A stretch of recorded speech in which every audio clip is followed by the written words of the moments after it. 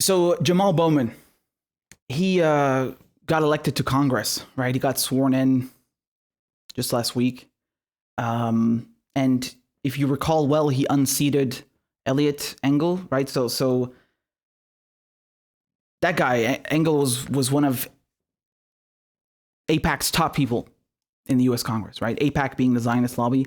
So that was quite an upset until you start reading between the lines, literally, and you see that, oh, actually, there's nothing to worry about. Because just like with every progressive in Congress, there's always a catch.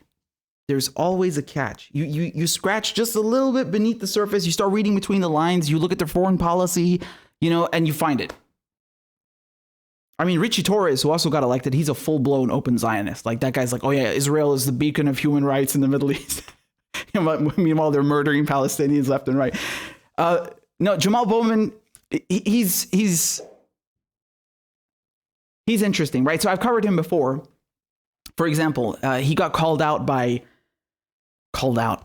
It was an open letter from Rabbi Weiss, and he was worried that, if you get rid of our friend Eliot Engel, I mean, what are we going to do? Because he's a great friend of Israel. So, that this is a problem. And you've said some concerning things before. He said, I can't even remember what it was. It was some like mild thing. Like, I'm concerned about the rights of Palestinians. Like, that's the mildest thing you can possibly say. And I think Bowman said that once. And so this rabbi was really concerned, right? Weiss was really concerned. And then Jamaal Bowman answers him as well with an open letter and says, oh, you got nothing to worry about. I oppose BDS.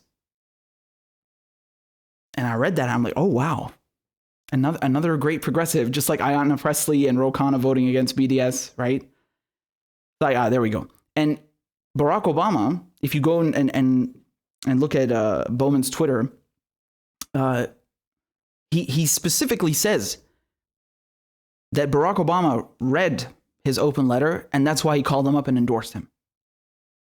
So, he was so impressed by the fact that he is an ally of the Zionist occupation that he called him up and endorsed him. Now, in December, so last month, Jamaal Bowman, he does an interview, okay? And this is with the Jewish Telegraphic Agency, okay? And he gets asked over here about Israel, Palestine, okay? And look at what he says over here. I hope you can see this now, yeah? So look what he says. So I've never felt pulled in a way where I need to take one side over another. I am a progressive. I am a liberal. I am more of a human rights advocate than anything else. So I used to say throughout the campaign, like, I feel sometimes hypocritical speaking about Israel, and I've never been there. Well, look, Jamaal, that's okay. No one's ever been to Israel because it doesn't exist. You mean Palestine. It's okay, though. So he goes on to say, I just read about and had conversations about it. So I'll add an opinion if I'm asked, but I try not to wade into waters that may be a little bit too deep for me as someone who's not a part of the community. Aha. Now, that's really interesting. That's really interesting because you, as a congressperson who's just been elected to the United States Congress, okay, as a Democrat, now he claims that, oh, I don't want to get involved with that. It's not my place. I'm not part of that community. No. It is extremely valid to question your position because you just got rid of Eliot Engel. I mean, you got Zionists themselves asking you, where do you stand on this issue? So don't come around now and be like, oh, I don't want to pick a side, as if the issue is not clear enough. You have an illegal occupation with nuclear warheads, chemical weapons, the full logistical, military, political support of the West, crapping all over millions of Palestinians. Millions have been exiled. You got one of the biggest open air prison on the planet, Gaza, under siege. You have Palestinians having their rights violated on a daily basis. They throwing rocks against people who have tanks and nukes. And you don't know how to weigh in on this issue? No, weigh in on the issue. Weigh in on the issue. I want you to weigh in on the issue, right? You just said that you're a human rights advocate more than anything else, right? You just said that. So, I mean, Palestine should be your number one issue. Any human rights advocate would tell you that. That should be your number one issue. And you just ran as a Democrat. The Democratic Party, when they were doing their DNC committee platform just a few months ago, right? Joe Biden personally intervenes to get rid of the word occupation and to say that there will be no conditions on military aid to Israel. That's your party. You just joined that party and got elected to Congress as a member of that party, which advocates unconditional support to Israel and always has. And on top of it, you just took the seat of one of AIPAC's top people. So I know you know what the fuck is going on over there. Don't play stupid with me. This is obscenely obnoxious. I mean,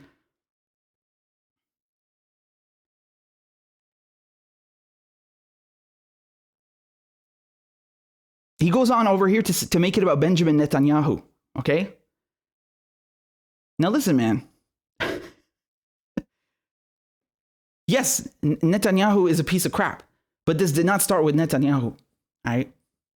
I mean, you could equally call out, for example, your party, just like I did. I just called out your party. I just called out Joe Biden. And you could go on to call out Barack Obama. Oh, right, he endorsed you for giving them, how much was it again? 3.8 billion per year over 10 years, right?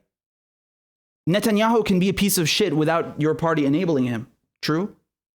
You could do that if you're so concerned with human rights like you claim, right? And look what he says here as well. I love this line. If we're talking about Jews in Israel, we have to talk about the Palestinians in Israel. No, Habibi. There are no Palestinians in Israel. There are Palestinians in Palestine. Okay, I think you're mistaken. This is unbelievable, man. And then he says, we have to talk about annexation and occupation and the behavior of Benjamin Netanyahu if the progressive cause is rooted in human rights, which I think it is. Yes, exactly. And I love what he says here. A threat to anyone's human rights is a threat to everyone's human right. Exactly. 100%. But then look, he conditions it, just like Bernie Sanders, just like every fucking US politician. And one of the things, he goes on to say, and one of the things I would say often throughout the campaign is if we're really serious about the long-term safety and security of Israel, we have to uplift the human rights of the Palestinian people. And we have to do better than we're currently doing with regard to that issue. No. The human rights of Palestinians do not depend on anything. Human rights only depend on you being a human. That's the entire notion of human rights. But every time a US politician opens their mouth, right, they have to condition it. Like, oh yeah, we totally care about the human rights of Palestinians as long as Israel has their peace and security. And notice how they make no mention of Palestinians being given statehood. Although, to be fair, I think in this article he does make mention of that. To be fair, let's give him a little bit of credit. But you see how he conditions it? And Bernie Sanders do the same fucking shit. He do the same thing. Right?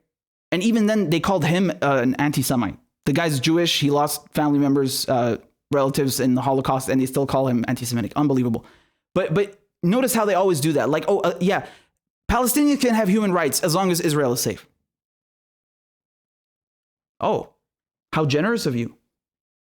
I like that. How generous. So this was from an interview in December. And here we have another one from earlier. And I think I covered this with you guys. This was in the Jerusalem Post. This is from August 9th. Jamaal Bowman, I am in full support of Israel. And then look at this. Bowman added that he is also in full support of the human rights of the Palestinian people. What the fuck? That's like saying, you know, I am in full support of apartheid South Africa, and I also support the human rights of blacks living under the racist whites in South Africa. You know, it's not a blatant contradiction whatsoever. These two things can be true at the same time. Man, American politicians are fucking unreal. They really are.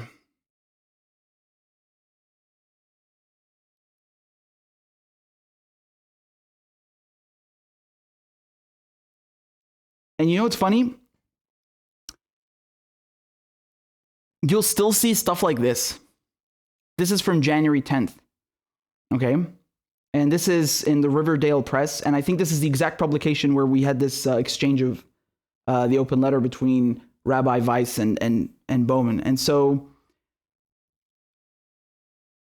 the headline reads, Israel is under attack by Bowman and the squad. No, the fuck it's not. No, it's not. That's so hilarious, man. This is so funny. This is like,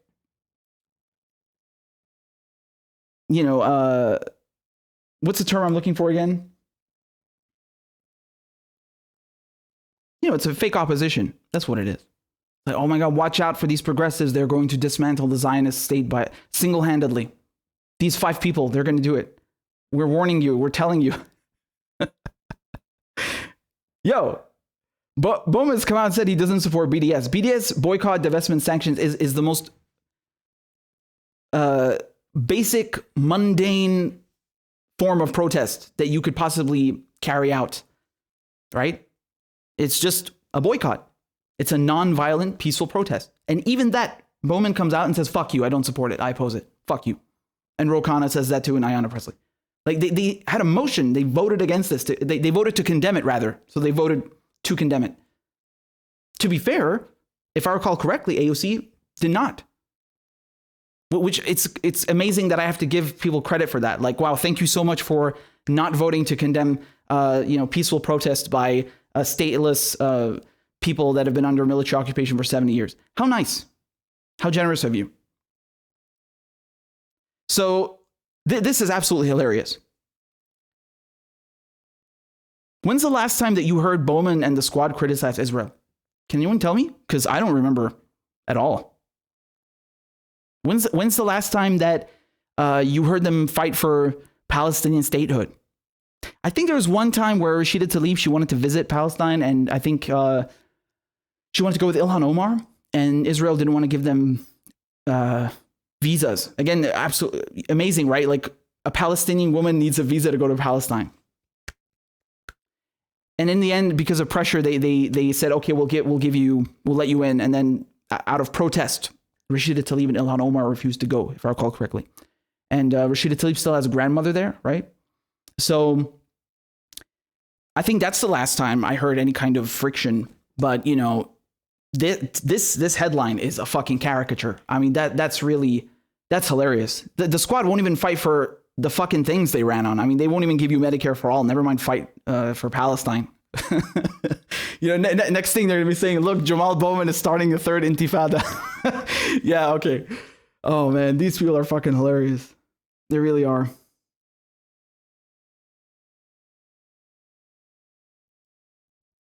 And again, they're talking about about the these boycotts. So they're referring to BDS. You have nothing to worry about. You have nothing to worry about because no one is going to stand up for that in the Democratic Party. Rest assured. Rest assured. Joe Biden is coming in now. You got a blue House. You got a blue Senate. You got a blue White House. You'll get your cash. Kamala Harris, Joe Biden, they're huge fucking Zionists, right? They love AIPAC. Kamala Harris has been at the AIPAC conference tons of times. Joe Biden says, I'm a Zionist.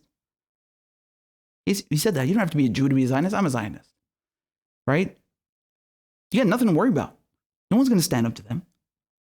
They won't even stand up for their own citizens. Never mind Palestinians. Oh, man. So, yeah, I just wanted to show you how they're full of shit, right? These progressives, they come along and tell you, oh, yeah, our politics. Look, like in the same sentence. They will bullshit you in the same sentence. They're like, my politics, man, my whole career, my ideology is rooted in human rights. Oh, by the way, I support apartheid against Palestinians. Wow. Wow. Don't worry, guys. And if we keep electing progressives, right? If you keep electing progressives, then maybe in a few decades you'll have enough people in Congress who support Palestinians' human rights and also support Israel's occupation of Palestine. Great. We're making progress now, right? Oh my God.